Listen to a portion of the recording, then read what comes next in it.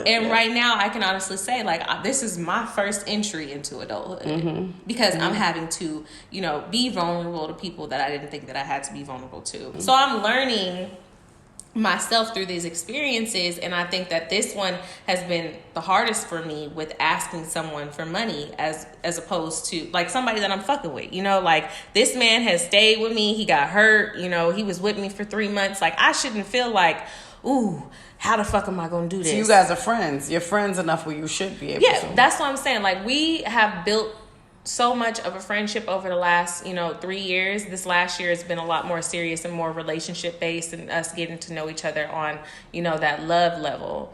But the 3 years before, we tough, we fucking friends. I tell him everything. My deepest, darkest secrets. Like he knows. Like there's some shit that I had. He knows everything. So this year it was more about allowing him to see me struggle, because for the past year, like I've taken off of like who I used to be. Like I said, I was a chemist for 2 years. My life has been very cookie cutter. So this year I've kind of taken the time to really figure out who I am and growing into womanhood and being vulnerable and being not perfect. I've been perfect my whole life, Right. So being not perfect, and like he's seen it what all. You perceive as perfect. What I perceived as perfect. And I actually wrote something about it last night because from my blog, but I just have been in this journey, and he's stuck by my side through it all. Like this is probably, I want to say, the worst I've ever been, but also the best.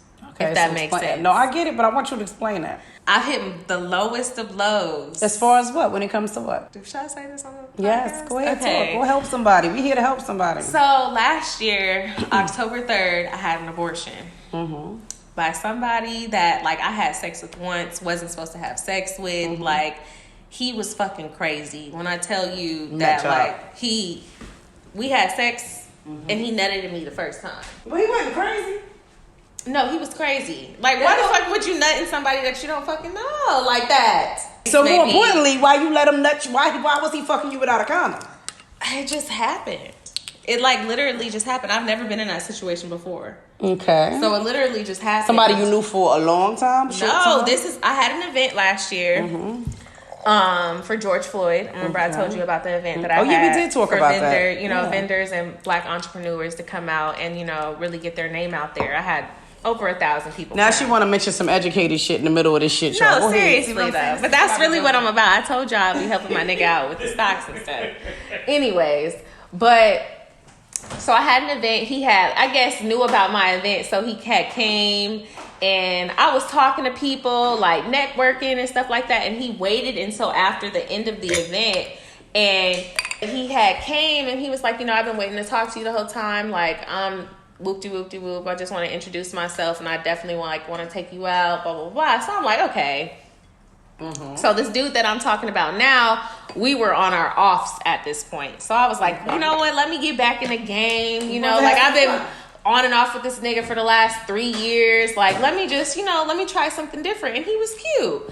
So me and him are dating. We're talking. I spent the night at his house. He has come to my house. Like, no sex, because we had the conversation that we wanted to get to know each other before we took it to that level. Right. We just both established that sex was not an option. So it kind of just happened out of nowhere. What do you mean sex wasn't an option?